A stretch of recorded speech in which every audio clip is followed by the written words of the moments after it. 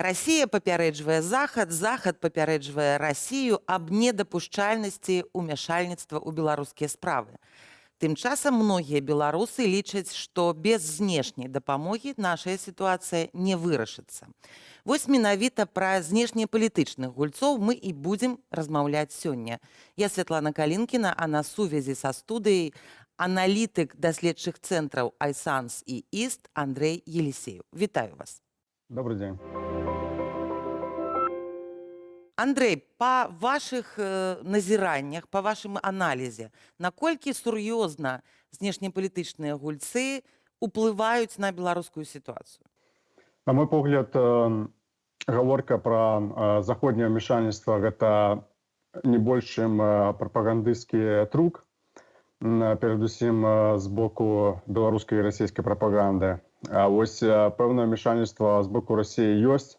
Яно, ў прынцыпе, прызнанае афіцыйна. Гэта прапагандысцкае ўмяшальніцтва і пул расійскіх журналістаў, якія працуюць у Беларусі. І, канешне ж, яўная палітычная падтрымка Лукашэнкі, нягледзячы на яўныя сведчанні пра фальсіфікацыю выбараў. Але заходнія палітыкі вядуць перамовы з Уладзімірам Пуціным, у тым ліку і па беларускім пытанні. Гэта азначае, што вось так праз Маскву ўсё ж такі Еўропа і Захад спрабуе неяк уплываць на паводзіны беларускай улады. Так выглядае, што вялікія краіны ЕС, перадусім Нямецчына і Францыя, сапраўды перамаўляюцца з Пуцінам пра сітуацыю ў Беларусі і такім чынам спрабуюць уплываць.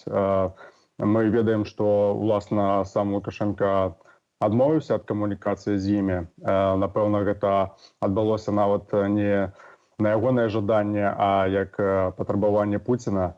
Фактычна, Пуцін загадаў Лукашэнку адсекчы напроставую камунікацыю з заходнімі лідарамі, і таму выходзіць так, што зараз шэраг еўрапейскіх краінаў сапраўды перамаўляецца пра Беларусь праз Беларусь. А вы бачыце нейкія вынікі? Вы бачыце ўжо у заявах, у паводзінах Расіі і беларускага кіраўніцтва нейкі вось такі еўрапейскі след? Я бачу, што зараз сярод еўрапейскіх краінаў ёсць розныя падыходы да Беларусі. Мы з аднаго боку маем балтыйскія краіны і Польшчу, якія усвядомілі, што Лукашенко гэта не гарант суверэнітэту, а хутчэй ягоная пагроза. І з іншага боку маем пазіцыю шмат такіх заходнееўрапейскіх краінаў, якія пагэтуль спадзяюцца ці сапраўды вераць у тое, што Лукашенко з'яўляецца нейкім гарантам суверэнітэта, які зможа супрацьстаяць расійскаму ціску. І той факт, што пагэтуль не вырашана пытанне наконт уключэння ўласна Лукашэнкі ў санкцыйныя спісы, добрае таму пацверджанне. А вось рэакцыя афіцыйнага Мінску на навіну пра тое, што санкцыі ўсё ж такі будуць і ў тым ліку могуць закрануць Лукашэнкі. Як вы ацэньваеце гэтую рэакцыю? Заявы нашага кіраўніка МЗС, які ён зрабіў? Гэта адэкватны, неадэкватны адказ, гэта запалохванне захаду ці супакойванне сябе? Што гэта? У гэтай рэакцыі абсалютна нічога новага. Увесь час, калі Захад прымаў нейкія значныя, нязначныя санкцыі, дык Міністэрства замежных справаў падобным чынам рэагавала, але зараз фраза пра тое, што могуць быць наступствы, у тым ліку ў плане палітычнай сістэмы, даволі незвычайная. Відаць, што Менск сапраўды спрабуе запалохаць не толькі насельніцтва, але пэўным чынам шантажаваць Захад на тое, што, маўляў, не вводзьце санкцыі, то будзе яшчэ горай. Будзе яшчэ горай як замежна-палітычнай сітуацыі, і Беларусь будзе болей сунуцца да Расіі, так будзе і горай самім беларусам. У цэлым, у самой заяве крытычнай, канешне, нічога новага ў самім яе факце. Не выпадала і чакаць, што наш МЗС скажа «дзякуй вам за санкцыі, мы будзем працаваць над памылкамі». Але вось ёсць такі скепсіс наконт эфектыўнасці санкцый. Рэакцыя такая МЗС азначае, што санкцыі гэта ўсё ж такі сапраўды інструмент уплыву, ці наадварот, што Беларусь па-ранейшаму будзе стаяць на сваіх пазіцыях, не гледзячы ні на якія санкцыі. Тыя санкцыі, якія зараз прапануюцца еўразвязам, яны вельмі абмежаваныя і, канешне, ніякім чынам не пужаюць беларускае кіраўніцтва. Гаворка ж прыблізна пра такія самыя санкцыі візавыя, там і замарозку банкаўскіх актываў вельмі вузкага кола людзей вакол Лукашэнкі, там з прадстаўнікоў цэнтра выбаркама. Гэта тыя самыя людзі, якія раней былі ў санкцыйных спісах у папярэднія перыяды санкцый. Мабыць, яны былі на іншых пасадах. Напрыклад, скажам, калі зараз уключыць у санкцыйны спіс старшыню прэзідэнцкай адміністрацыі Сергіенко, дык ён ужо быў у гэтым спісе раней у якасці старшыні КДБ па Магілёўскай вобласці. Гэта большасць тыя самыя людзі, якія ўжо раней былі пад санкцыямі, хай сабе і на іншых пасадах. Калі еўразвяз хацеў бы сапраўды паўплываць болей сур'ёзнай сітуацыі, то ён, па-першае, разглядаў бы варыянт увядзення санкцый супраць нашмат большай колькасці людзей, гэта як і там прадстаўнікоў высокага ўзроўню выбаркамаў і больш шырокае кола сілавікоў. Па-другое, разглядаў бы варыянт увядзення санкцый супраць іхніх блізкіх сваякоў. Гэта не нешта надзвычайнае, так і ЕС рабіў, напрыклад, у гісторыі санкцый у адносінах да М'янмы. Але гэтага не робіцца, і таму гэты пакет санкцый, які на гэты момант абмяркоўваецца, ён слабы. МЗС Беларусі адзіна не хацелася б надта паліць масты з захадам, ім проста не падабаецца сам факт увядзення гэтых санкцый, але ў тым выглядзе, якім яны зараз уводзяцца, ніякай пагрозы беларускай уладзе не ўяўляе. Ці можна казаць, што захад па вялікім рахунку зараз на баку Лукашэнкі? Бо гэта прадказальна, гэта вядома, і многія пагаджаюцца з тым, што па вялікім рахунку гэта сфера адказнасці і інтарэсаў Расіі. Не можна казаць, што захад знаходіцца на ягоным баку. Гэта вельмі такое агульнае цверджанне. Захад гэта шырокі панятак, і калі казаць пра захад, гэта ў тым ліку і там пэўныя міжнародныя арганізацыі. Гэта мы бачым, што зараз на днях тузін заходніх дзяржаваў у рамках АБСЕ ініцыявалі важную працэдуру прававую, так званы маскоўскі механізм да Беларусі. Не можна казаць, што захад аж падтрымлівае Лукашэнка, але можна казаць, што шмат якія заходнія краіны сапраўды, баючыся псаваць адносіны з Расіяй і не надта разумеючы дынаміку падзеяў у Беларусі, проста аддаюць перавагу нейкаму неўмешальніцтву і слуханню Крамля пазіцыі па Беларусі.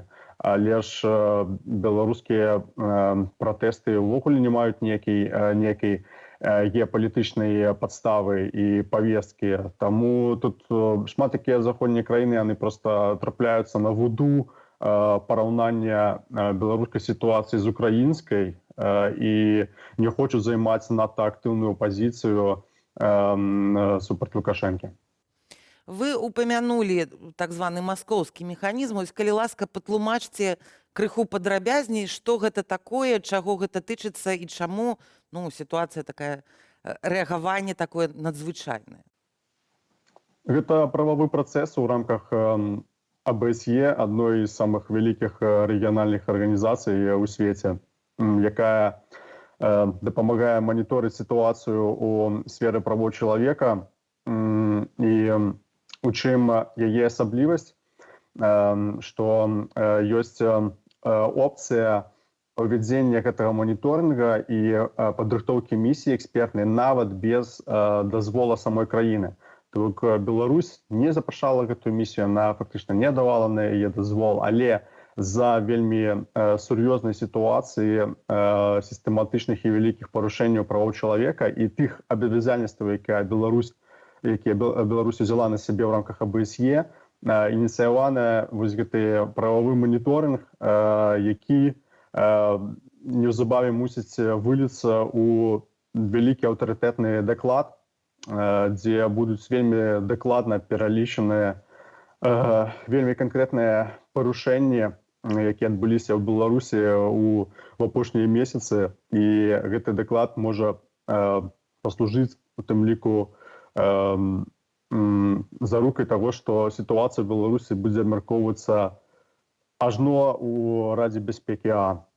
Ці можна казаць, што вось правы чалавека, палітвязні гэта тыя тэмы, якія зноў могуць стаць прадметам гандлю паміж Беларусю і Захадам, і калі мы выйдзем на нуль, не будзе ў нас палітвязня ў краіне, і можа некага там паказальна пакараюць ці пазбавіць пасады за тыя разгоны жорсткія, якія адбыліся, то на гэтым такое перамір'е наступіць.